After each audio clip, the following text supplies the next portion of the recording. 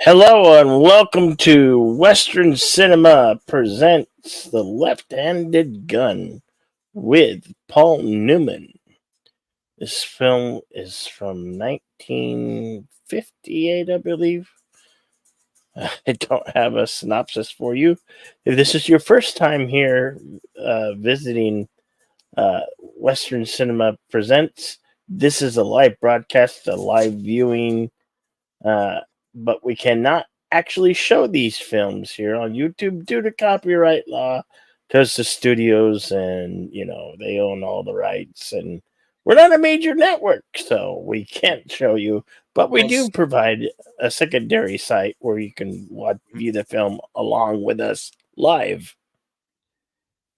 right, as much as we would love to show you these movies on screen, and there will be times every once in a while where we will be able to do that. However, Yes.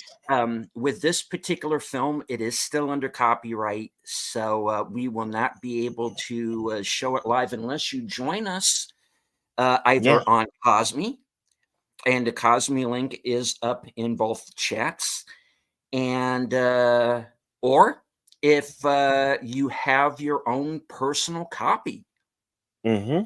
or have access to one, you can also watch that way as well. Yeah. So, have you seen this movie before, Deleted Scenes? I have not, but of course, this is a story that is uh, well known to a number of people. This Yeah. is about a biography of Billy the Kid. Mm-hmm. A movie. This is a subject matter that has been often filmed and written about over the years, Oh yeah. and is very much the stuff of legend. I have not seen this particular version, but I'm looking forward to it. It's got a strong star in Paul Newman. Um, this is one of his earlier films.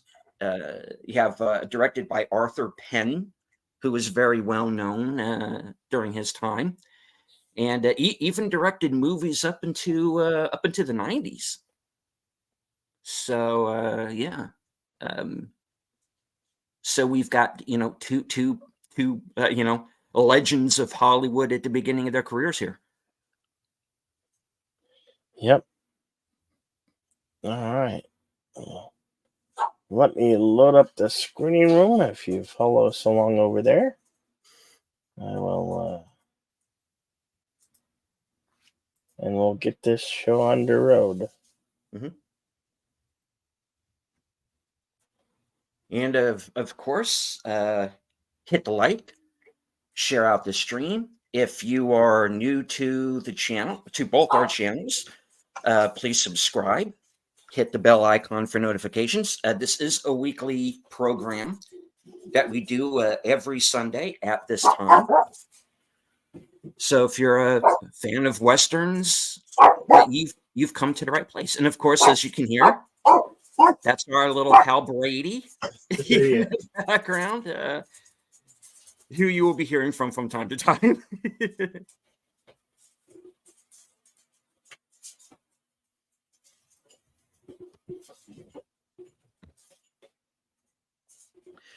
I also want to remind everyone that there will be a special Thanksgiving edition of another program that we do here on the channel, Action Theater. And we are going to be watching Sisu, the Finnish action movie from earlier this year. I'm sure you've all heard of this film. It's a very good one. It's kind of like a World War II Finnish John Wick. It's a lot of fun. Um, that film's about an ex-commando who has gone into gold mining. He actually finds some of the golden stuff, and turns out he is 500 miles away from the nearest bank. And between him there is a column of Nazis heading the other way, and they meet in the middle, and don't get along exactly well, and carnage ensues. So yeah. But today's film is from, as we said, 1958, The Left-Handed Gun. Paul,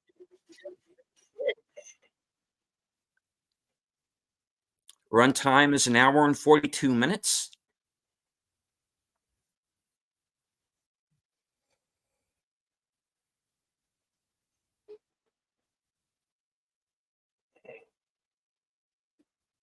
James Best, Enos, Yep.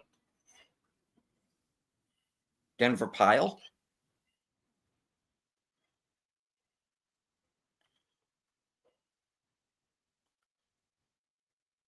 And this is one that's actually black and white, not color, not the colorized version.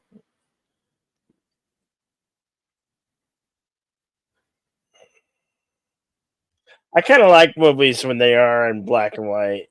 Yeah. You know.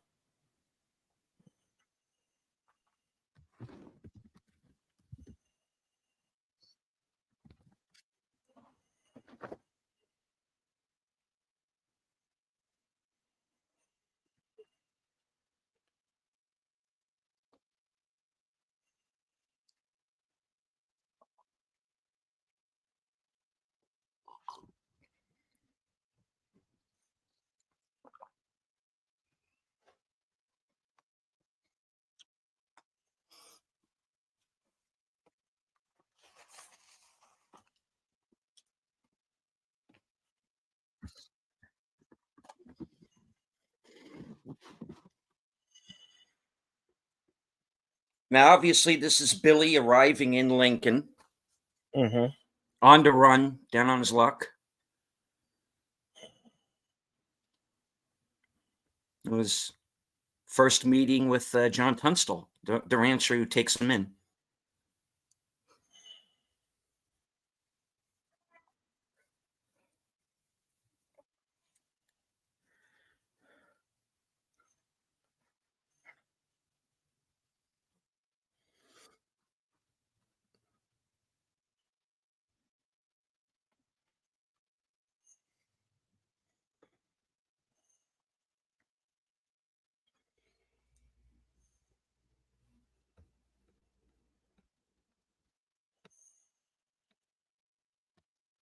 And hello, Lady V. Elements.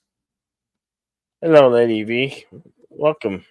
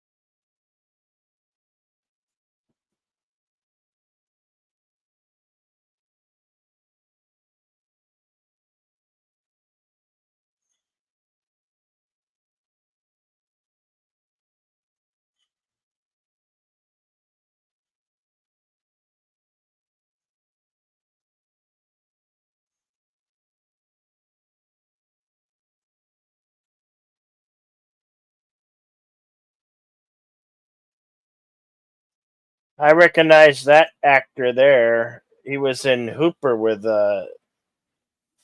Tom, um, Burt Reynolds. Mhm. James West was also in Dukes of Hazzard. And he's also in an independent Western called Paradise Falls that I think was about probably about 20 years ago now. Pretty good one if you can find it. Mm.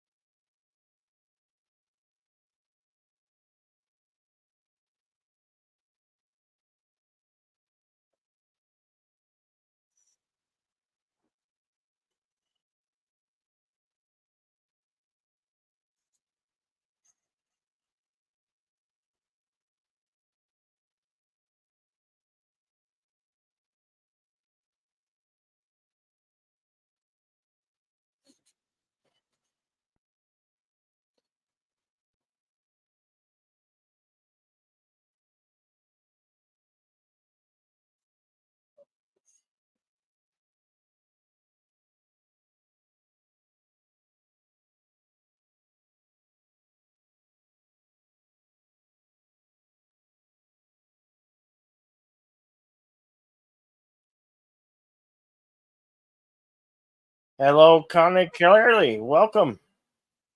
We just got underway.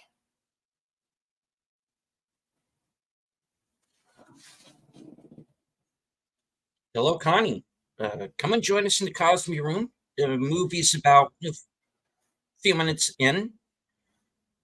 The Left-Handed Gun. Paul Newman is Billy the Kid.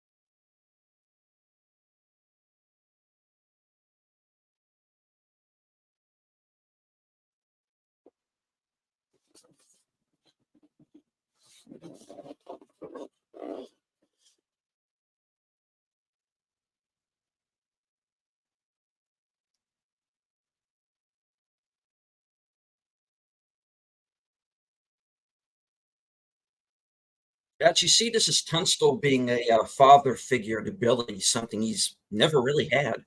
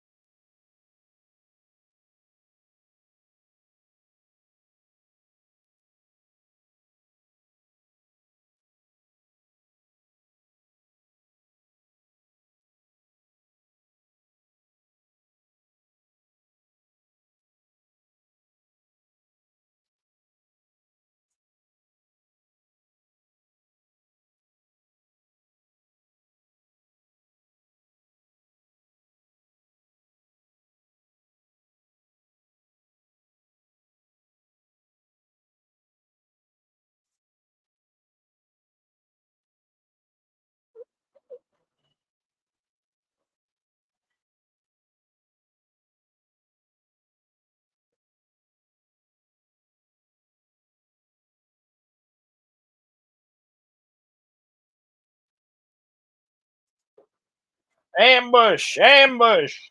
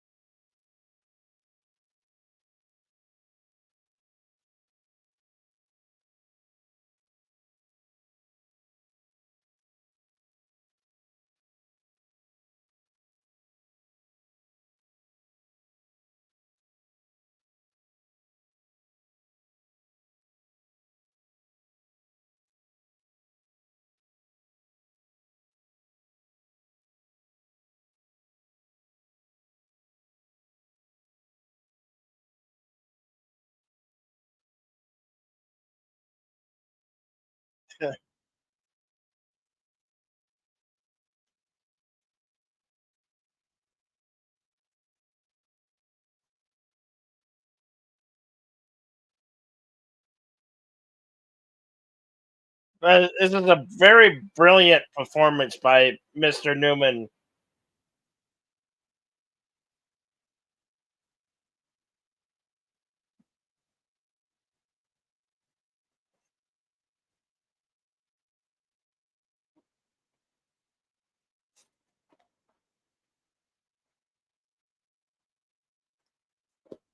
Do you know deleted scenes? Do you know what that the machine is in there? Is that a?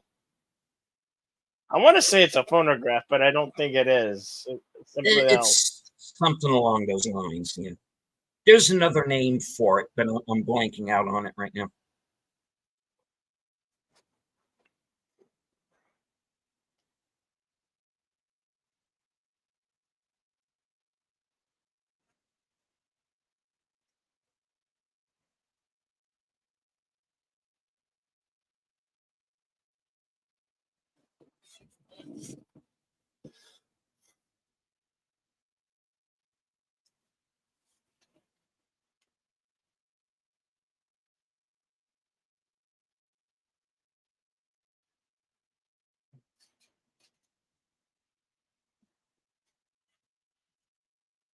Hmm.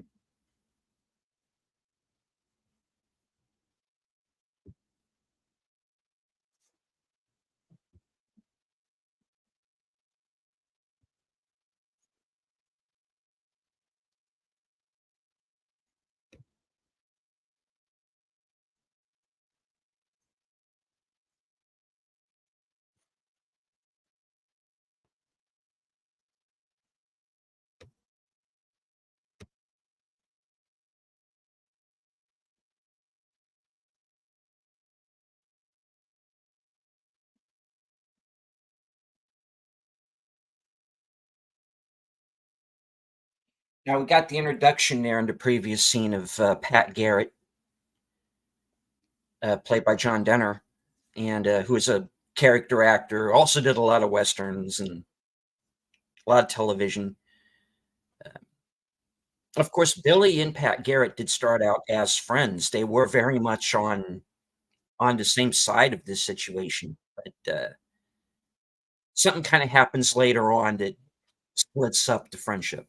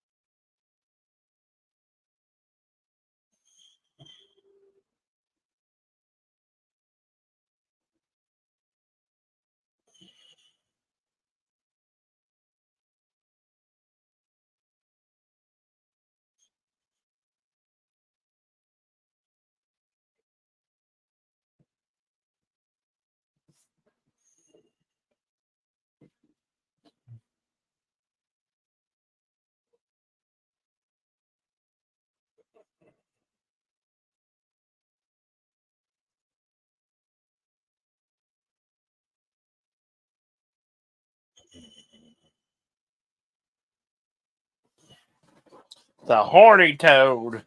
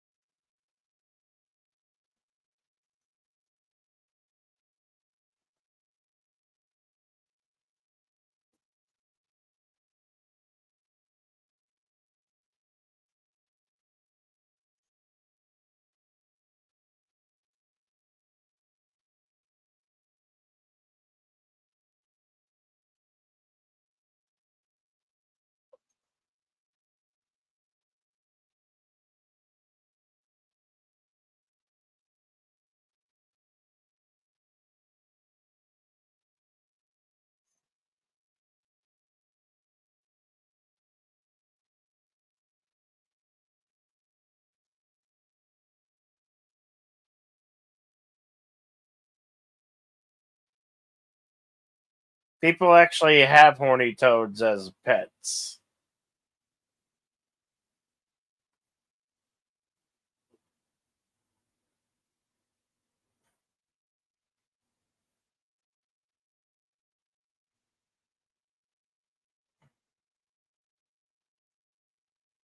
But they're not actually toads.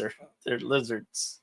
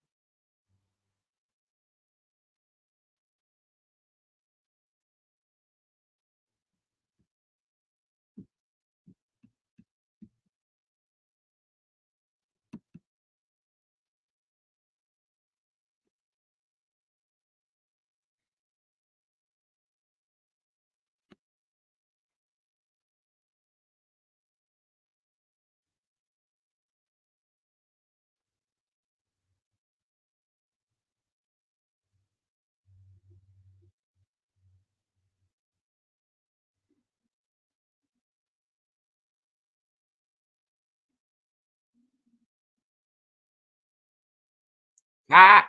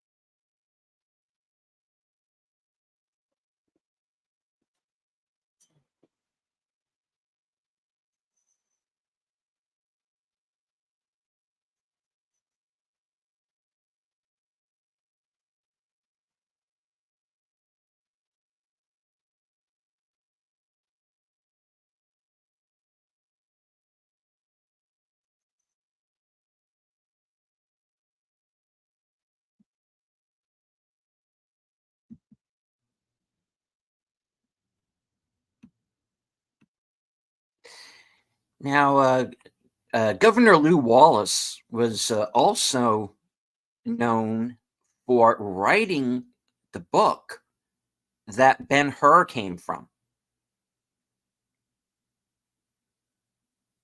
Mm. Yeah, true story. I had a copy of it at one point.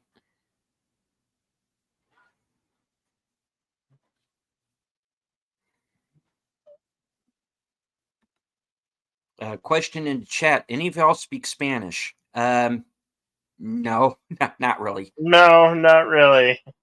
Yeah.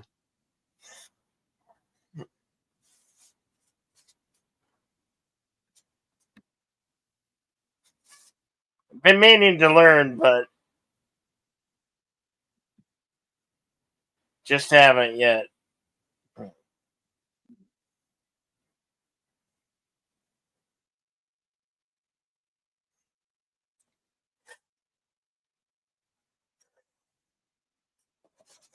So refresh my memory. Who's Dandy Man over here? Who what? The guy in the middle.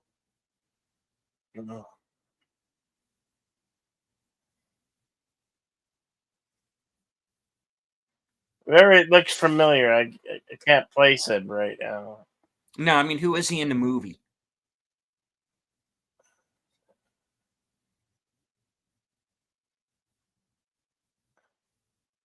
I missed the intro, I guess. Oh. Hmm.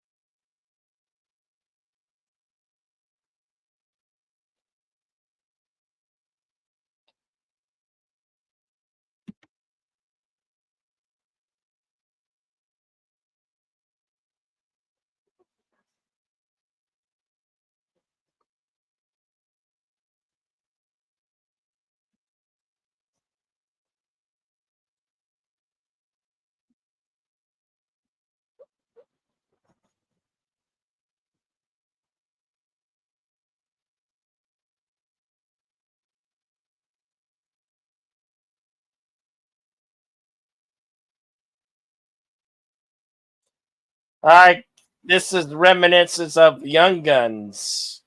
Mhm. So he must be like a bounty hunter or something.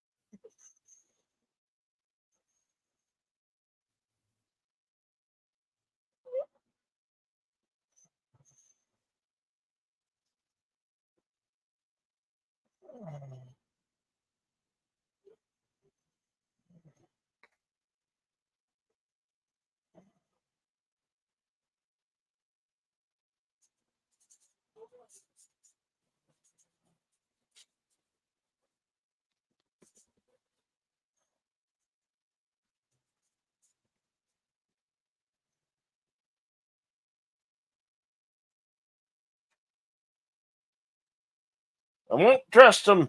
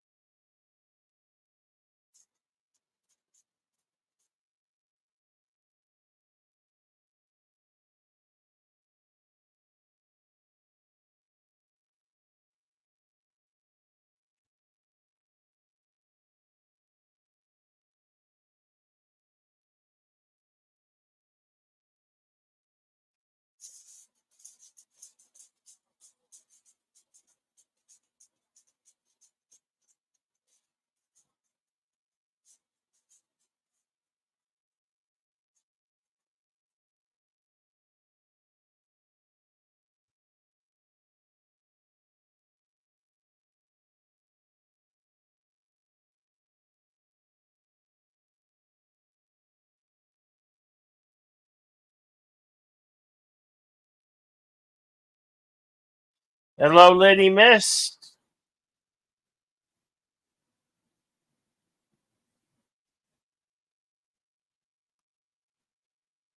Yes, hello, Lady Miss. Good to see you.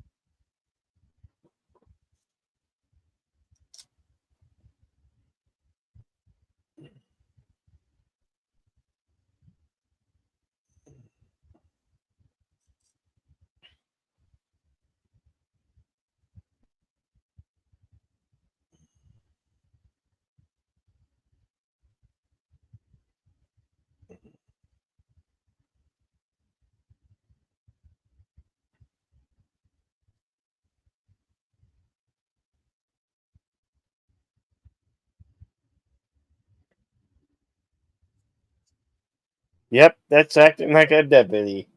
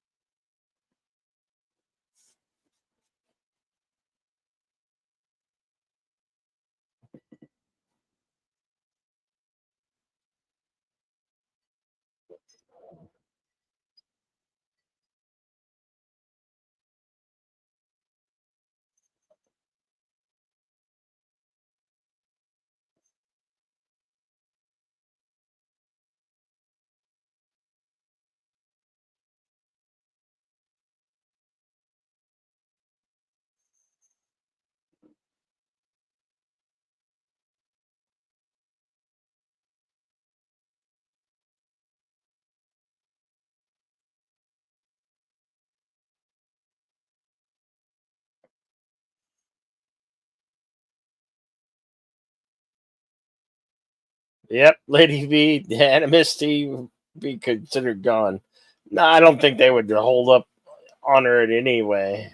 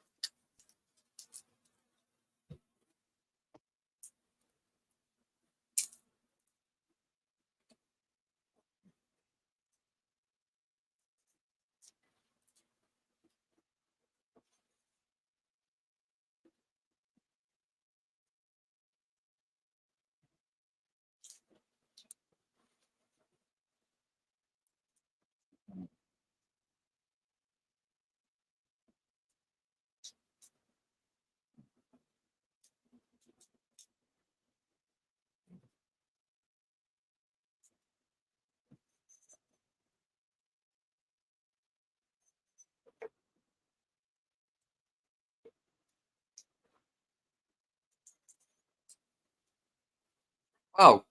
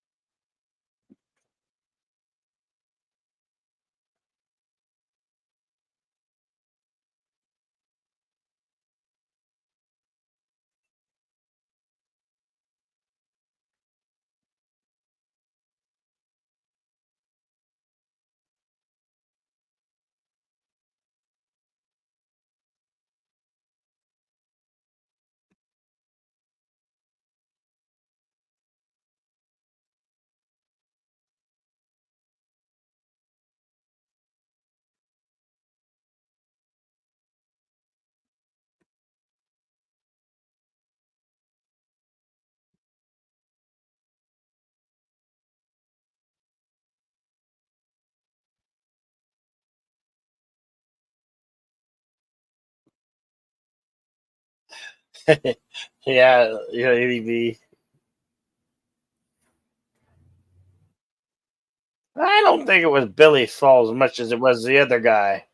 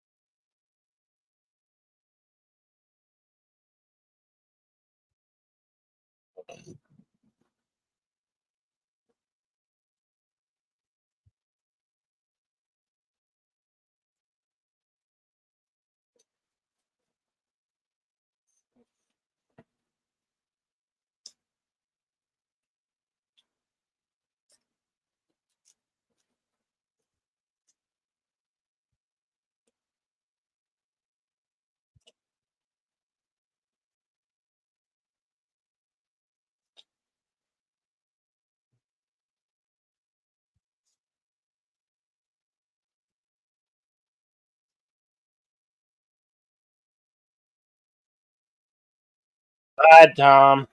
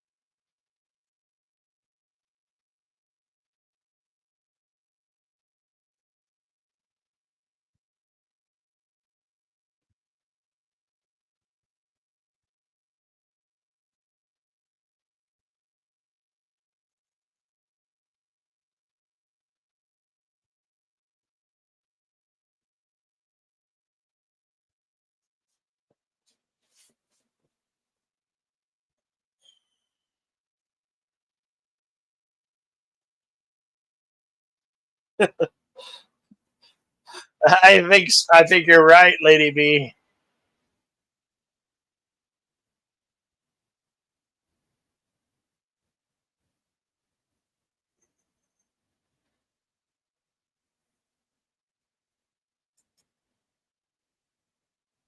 At the end of Charlie.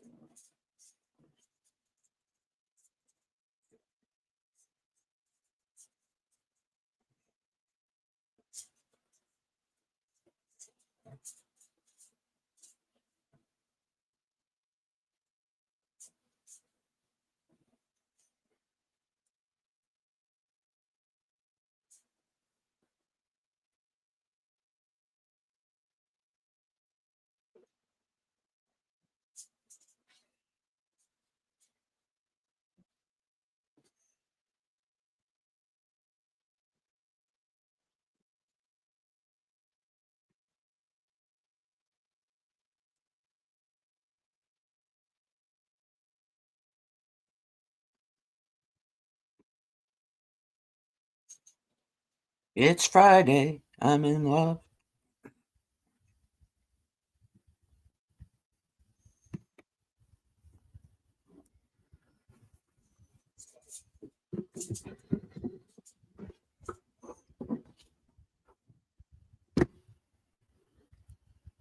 And you are Yeah.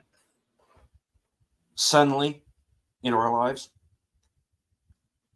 Oh,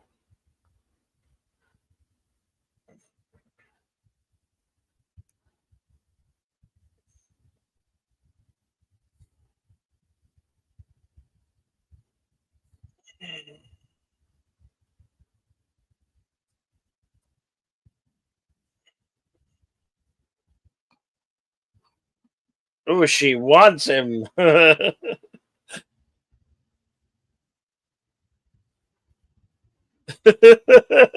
Lady B.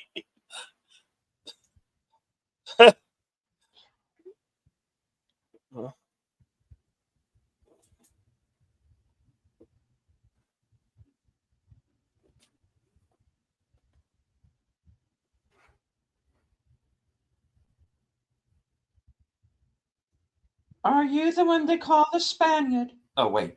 Wrong movie.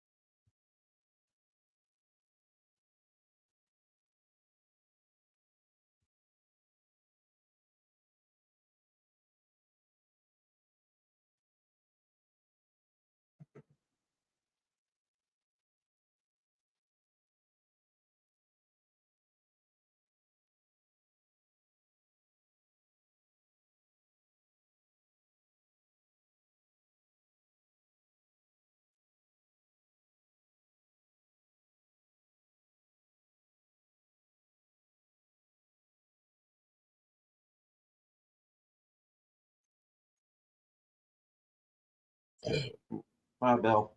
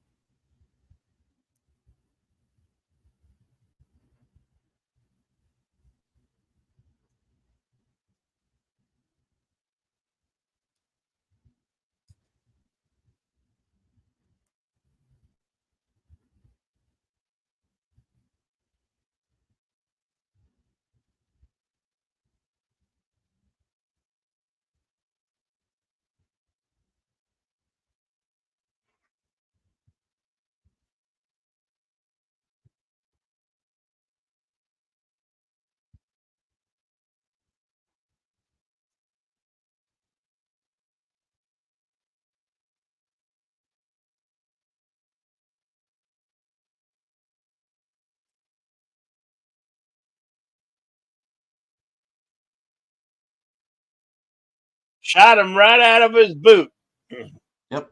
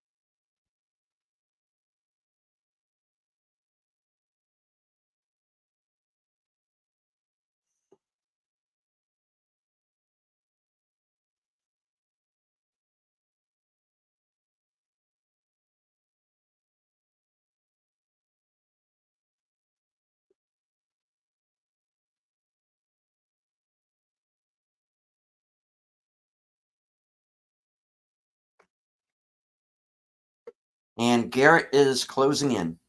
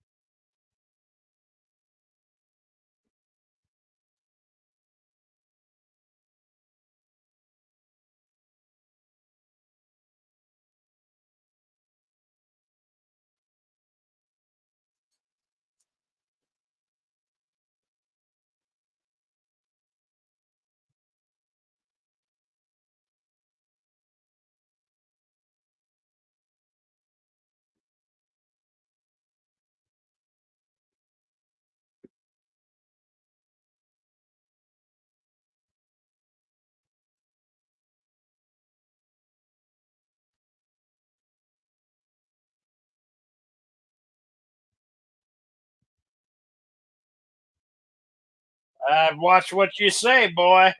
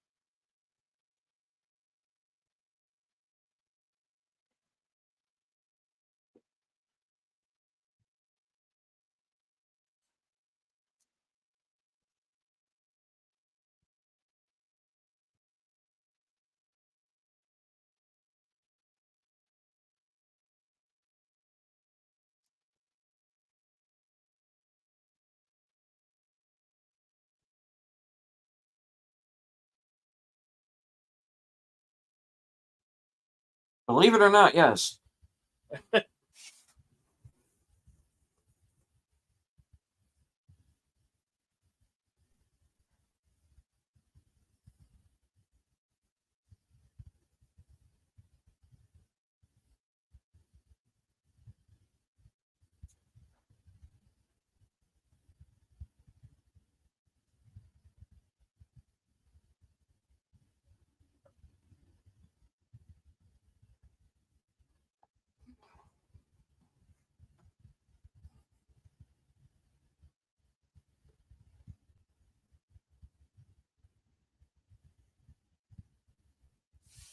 Yep, she did warn him, Lady V.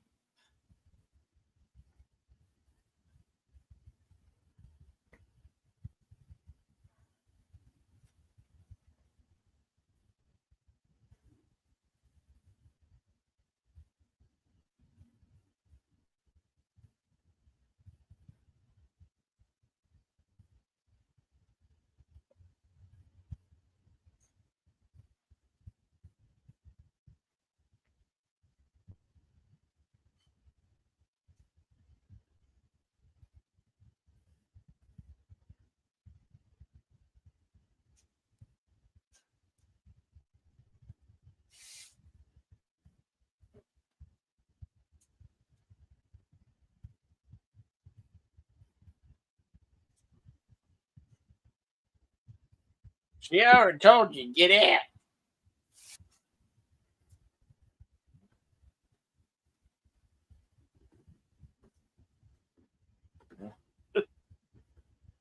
No more fun fast, Lady V says. Yeah.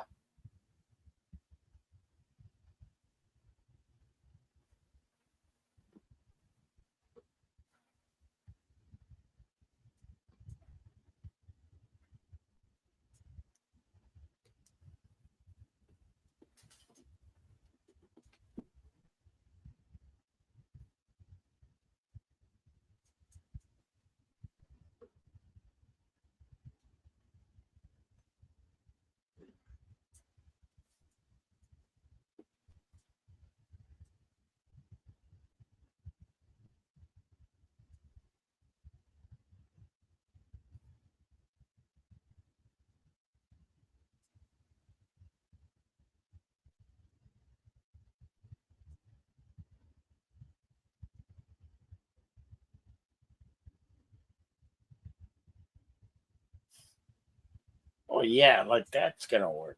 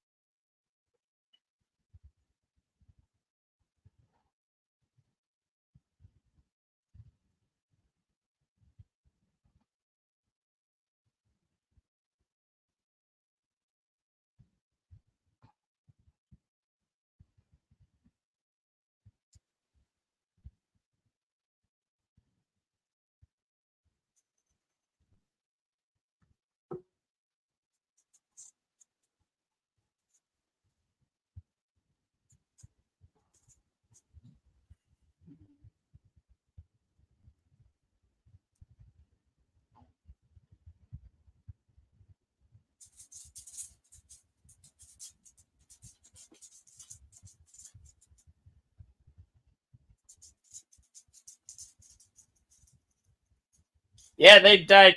They died well in the back in them days.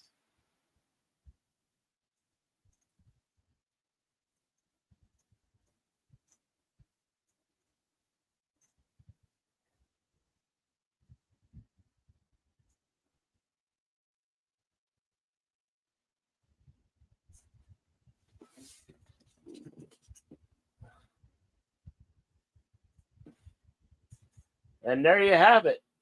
There's the left-handed gun. Left-handed gun, 1958. Yeah.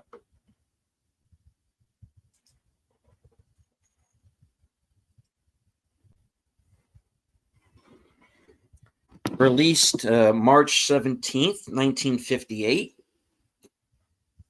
Budget estimated at $700,000, and it grossed $5 million. No, $5K, whichever. Better than any Marvel's movies out in theaters today. Currently. Yeah. All right, let's get to some. Let's get to some trivia here. This was the first movie directed by Arthur Penn. And it was also the first movie of its producer, Fred Coe. Paul Newman was widely felt to be miscast as Billy the Kid. He was 33 at the time, and Billy is 18 in the film. So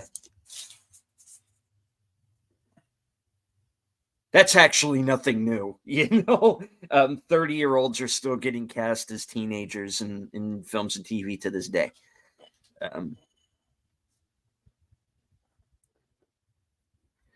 All right. John Henry Tunstall, was an English immigrant murdered in 1878, aged 24 or 25 at the time of death, under circumstances very similar to those portrayed in the film.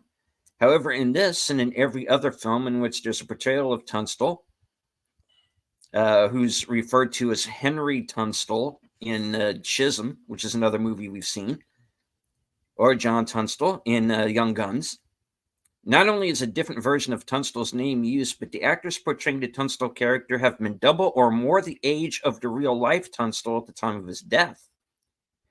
At the time of the production of this film, Colin Keith Johnston was 61 years old. At the time of production of Chisholm, Patrick Knowles was 58. And at the time of the production of Young Guns, Terrence Stamp was 49. I didn't know the real Tunstall was that young. Yeah. Wow. Because he's always depicted as being this kind of older father figure type, when in reality, he was really only like about 5 or 6 years older than the kid.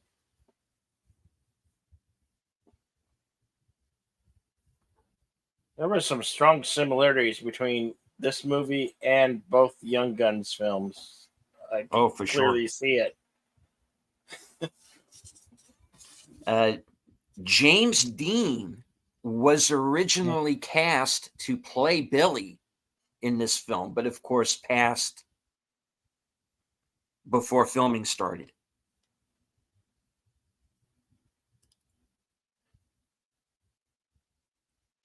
This film contains the first ever shooting of a character in slow motion in a U.S. movie.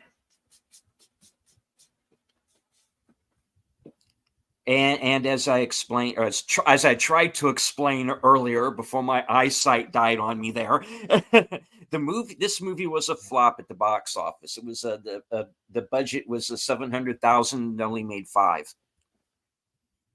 million. So yeah, it was pretty much the marvels of its day, which is too bad, because this is actually a pretty good movie. Yeah. But it had people involved in it who at the time weren't names. Paul Newman wasn't Paul Newman yet. It was Arthur Penn's first movie. It was kind of a very early project of a lot of people involved.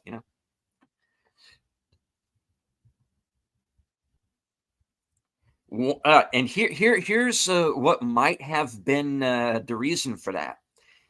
Warner Brothers reportedly interfered with the production. Where have we heard that one before, folks? Wow, I wonder. And would not allow Penn to shoot the ending he wanted. In addition, the director was cut out of the editing process. So there's a lot of studio interference with this movie. Yeah. All right. Arthur Penn had strong differences with J. Peveril Marley, the veteran Warner Brothers cameraman assigned to the film by the studio, and was generally unhappy with the way the film turned out and with Hollywood. He was paid a total of $17,000 for directing the film, his debut in cinema. He did not make another film for 4 years. The cast includes 2 members of the TV show Dukes of Hazzard. James Best, who played Tommy and played Roscoe P. Coltrane. I said he played Enos earlier. He actually played Roscoe. Yeah, I always get them backwards. Yeah. He was Sheriff Coltrane. Yeah, but there was a deputy Enos. I just don't remember who played Enos. My bad. I'm sorry. It's been over 40 years. I don't remember. I remember Daisy in the car. That's all I freaking remember. And Denver Pyle, who played Deputy Ollinger, of course, was Uncle Jesse. Paul Newman visited a psychiatrist during the production of the movie, not for the role, but because of the genuine pain that was accompanying the dissolution of his first marriage. So he was going through a divorce while this movie was being made. So that can distract your ass. Yeah. While Paul Newman received good reviews for his work in this film, he was nevertheless considered too old to convincingly play Billy the Kid. Yeah, he does not look 33, but I figured he was maybe like mid or late 20s. He is he was maybe a little too old to be playing the character, but I don't think Emilio Estevez was all that much younger, to be honest. Yeah. All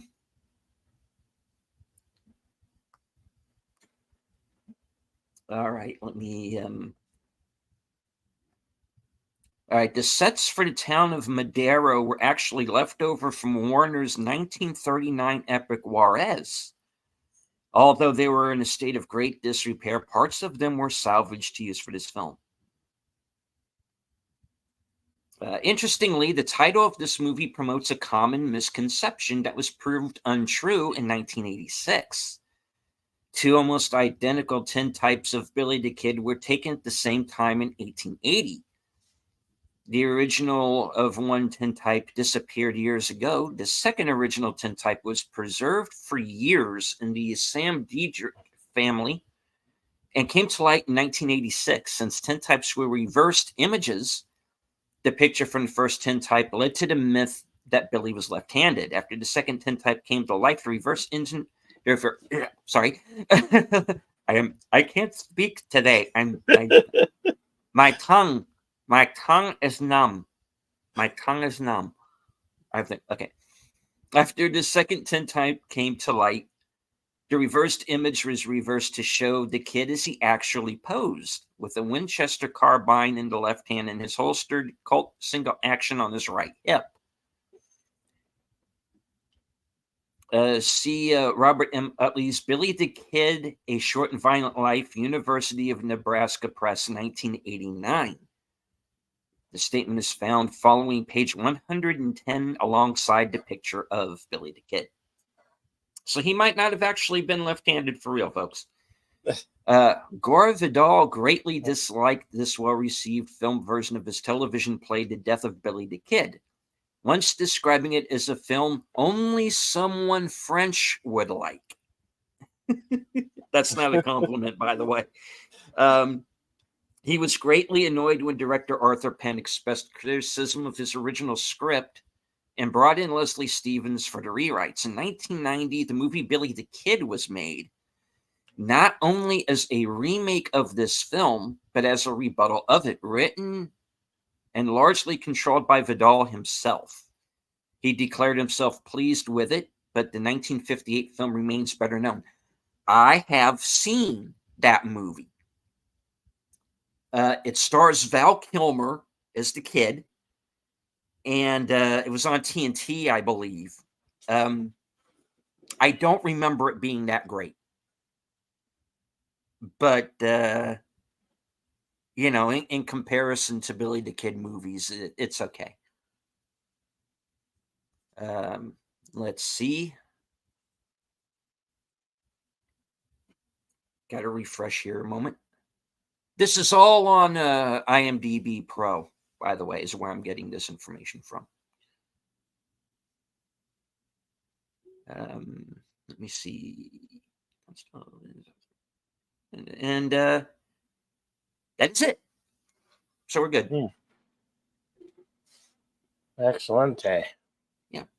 I didn't think the movie was that bad. Yeah. It gets as far as historical accuracy and in the kind of order of certain events, it fudges some things, sure. But then again, one of the things that I think the trivia is pretty good at bringing up is that how much the whole story of Billy the Kid and the Lincoln County War and the aftermath of that. How much of it is Hollywood? How much of it is sort of the pulp fiction of today, and how much of it was reality? And it kind of really depends on where you look.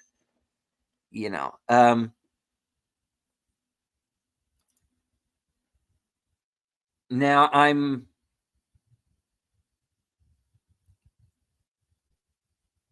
if whether or not Pat Garrett really did kill the kid unarmed, or if you believe the Brushy Bill Roberts story that he was the kid and Garrett let him go. I mean, we're never really going to know. Only the people who were there really know what happened. Did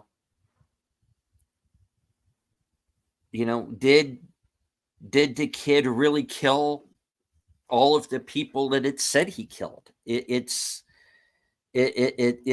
said that he killed up to 21 people. How much of that is true? I don't know. He certainly killed the guy who went after his mother. I don't think anybody would have blamed him for that. Yeah.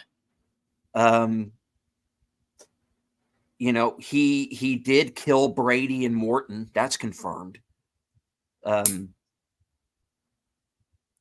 But if he actually killed anyone else past that's speculation,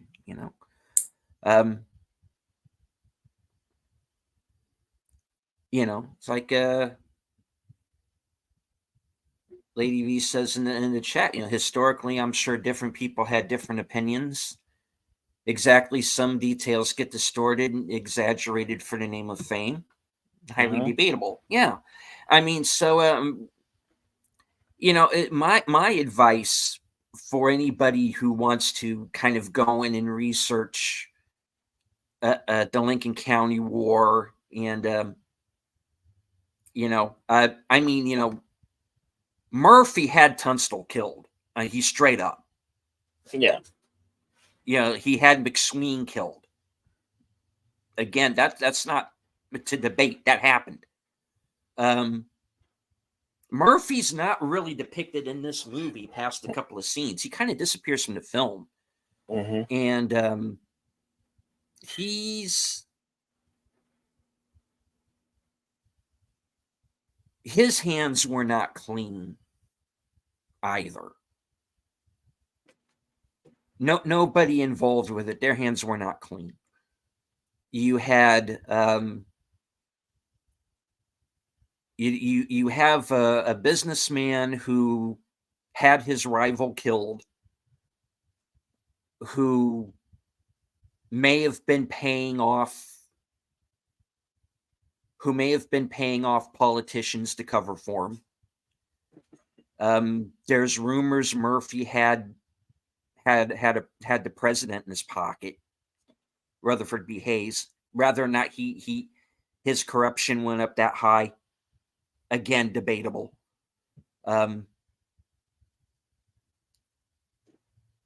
It's not something we're ever really going to know. But he did have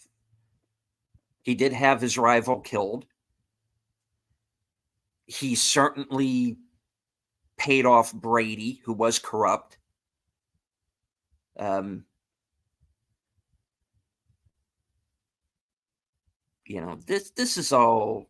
This is stuff that you can look up. You had two sides of an equation.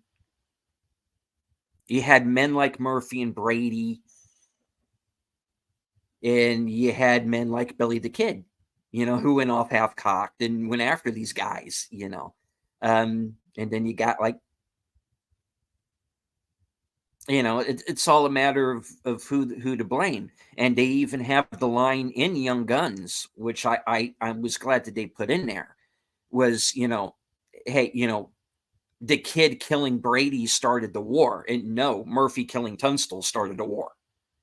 Yeah. And it kind of depends on which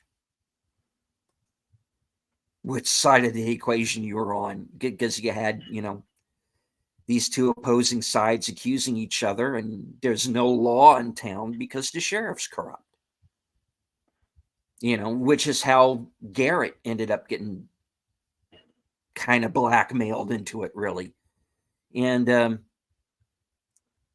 because that's true. I mean, he and the kid were friends, but somewhere along the way that changed. Now, because Garrett either got blackmailed into it, as some say, or Garrett just felt the kid went too far. Again, it kind of depends on which book you read, or whose side of the story you tend to believe. But if you want to talk about some pretty fascinating Old West stories, the Lincoln County War is really something to look into. And Lady V says in the comments, history is only told by the victorious. But the way I see this, nobody really won. Yeah. Everybody in the end ended up dead, including Garrett. So even though this movie doesn't show that, he walks off into the sunset with his wife, but that's not where it ended for him. He ended up getting killed eventually over this whole thing too. So yeah, I'm gonna go out on a limb and say that this film was highly romanticized in a way, and I think it had like a G rating.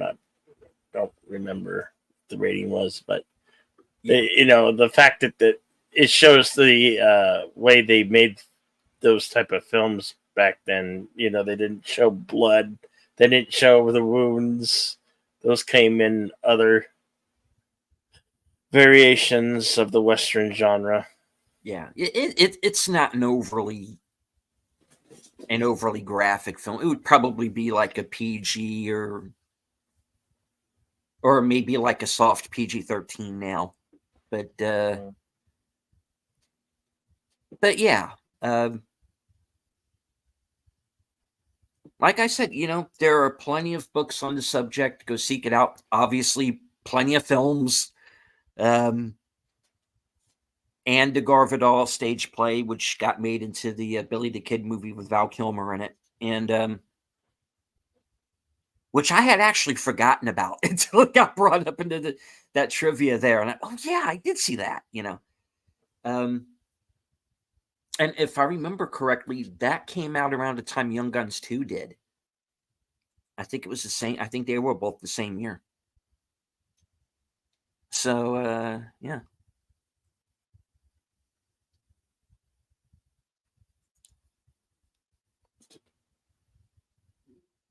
All right. So anything coming up, Bill? Nothing. Well, just Wednesday's showing of Sisu. Yes. Oh, and since I moved the my member stream to Tuesday because I wasn't feeling so hot on Friday.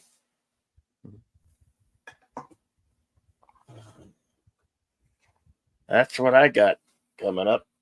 Yeah, next week the Guns of the Magnificent Seven, 1969. Okay. All right. Let's go to. We shall consult the scrolls. I know I have a copy of Guns of Magnificent 7 around here somewhere. All right. Just simply allow me to pick up the laptop. Hello, folks. Good to see you. Guns of the Magnificent 7. This is the third in the Magnificent 7 films. We have seen the first two, which was, of course, the Magnificent 7 and the Return of the 7, both with Yul Brynner. And we watched the 2016. It was 2016, right? Yeah, remake. Yeah. With Denzel Washington and Chris Pratt. Mm-hmm. And this is Guns of the Magnificent 7, right here. The third in the series. Yul Brynner is not in this film, but his character is, and he's played by George Kennedy. And it's actually a pretty decent film. James Whitmore is in it. Joe Don Baker, Bernie Casey. It's a pretty decent watch, and it's got about the same runtime as today's film, an hour and 45 minutes or so. Yeah. So, yeah. If you like the Magnificent Seven films, we got another one coming. And of course, there's still one after that. Yeah, that was 1970, I believe. Mhm. Which is there is the 71? fourth one coming up. Let me see, 69. Guns of the Magnificent Seven is 69.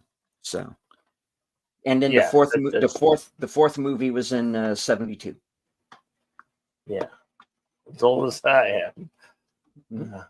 And then, of course, was eventually the series, which was on CBS.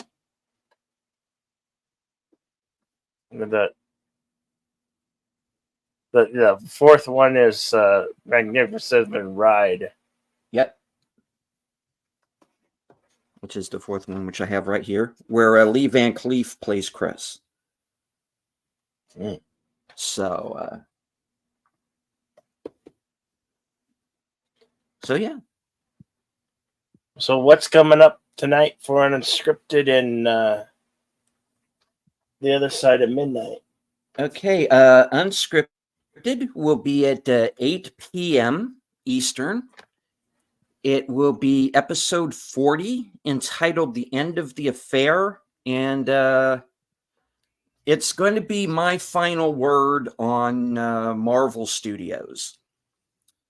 And it's I did an episode a while back called The Legendary Divorce, which was all about why I kicked Star Wars to the curb, after being a lifetime fan. Yeah. And this is gonna kind of be the same thing. Now, I have been accused in chats by a couple of people as saying, "Oh, this is just going to be another hit piece for clickbait." No, actually, it's not. I'm not denigrating the old school comics in any way. It's not going to be about that. This is going to be expressly about Phase 4 and Phase 5. I'm talking about the films. And that's really it. It's not intended to be a hit piece against Marvel or necessarily any actors. I'm not going to go on and talk smack about Brie Larson or anything. It's not going to be about her. It's just going to be my opinion on, the films themselves and how badly they're being advertised. And anyway, you'll see. So, and it's not going to be what the whole show is going to be about. It's going to be like the first 20 minutes, and then I'm going to move on to, other things. But that's going to be kind of like the main topic. Unscripted is the precursor to Geeky Geezers, which is on Aged Boomers channel. And that's going to be kind of a weekend review. They're going to talk about gaming, and there's going to be some Disney content. I don't know what all they're going to be talking about because they don't post it until the day. But so catch that at 9:00 over on Aged Boomers channel. And then, get yourself a beverage, get a snack, and join me over on my channel for The Other Side of Midnight. That's at 12:05 a.m. And Sin's Corner is going to return to join me as this week's guest. And we're going to talk about the state of film, I'm going to ask her if she thinks, about something that she liked that she thinks maybe went under the radar, and basically we're just going to take the conversation wherever it goes, because it's more of a chill stream show. As you know, Bill's been on that show several times, and we're going to relax and kind of have fun with it. It's, unscripted is the show where I get to rant. The other side of midnight, I get to have fun. So that's what we're going to do there. Also, Tuesday is episode 5 of Live from Sparkwood and 21, which is my new series, and it is a retrospective of the Twin Peaks television series. Troy Pacelli, Netter's Network, and Aged Boomer are going to be joining me for that, and that's at 8:30. And then, of course, there's your, let me see. You moved that to Tuesday? Right. Yeah. That will be, of course, after your member stream, which is at 4:30. So, unless you've changed the time. And then, of course, on Thanksgiving on the 23rd at 3 is the Sisu Watch Party. Yep. With that Bill is hosting, and I'll be simulcasting. So, yeah. So that's where we're going to be. Cool beans. Indeed. And, of course, thank you to the chat. Lady V Elements, enjoy your dinner. Yes. Lady Mist was here. Lady Mist, take care. Connie Cleary. Let me scroll up here real quick here. I want to make sure I didn't miss anybody. I know we had people who are lurking in the background in both chats. That's perfectly fine. Yep. You don't have to engage with the chat, just as long as you enjoyed the show. Mm-hmm. And this show's a pretty successful one. Yeah. It's become kind of a fan favorite on both our channels. People are looking forward to it. And this is I believe like the 56th or 57th episode that I've been involved with. I want to once again thank Bill for inviting me on this show, and it's one that I have fun doing. Yeah, and you occasionally you have a film like this one, that it's the first time I'm having a chance to see it. So maybe I wouldn't ordinarily have picked it on my own. So, thanks again. Absolutely. All right. Well, if you want to link your links, go ahead and do that now. I'll say my farewells for the night. Thank you all for coming. Hope you enjoyed the show. Please remember to like, share, and leave comments. The algorithm really likes that, and we like it too. And remember to be excellent to each other and party on. And until next week, I'll see you next week and later tonight in around these unscripted and other side of midnight.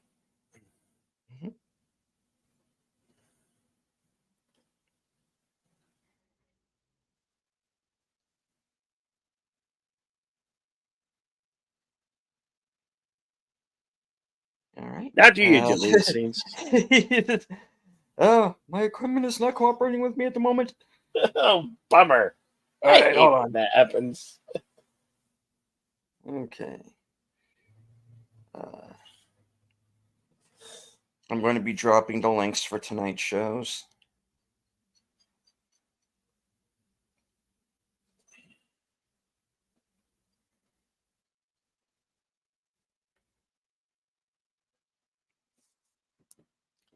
All right, the first link is for Unscripted. That's at 8. And The Other Side of Midnight at 12:05. There we go.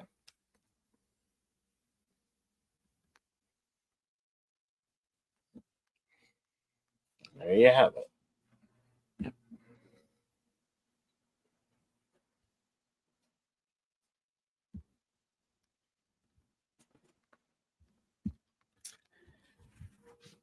All right. For my final words, once again, thank all of you for being here. Thanks to everybody watching the replay. Hit the like, share the stream, say hello in the comments. If you are not yet subscribed, please do so. I am 35 away from 300.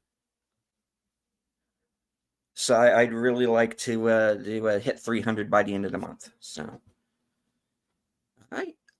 From HQ in our second home office in Arizona, good night. Take care. Stay strong, because this is how we win. Good night, folks.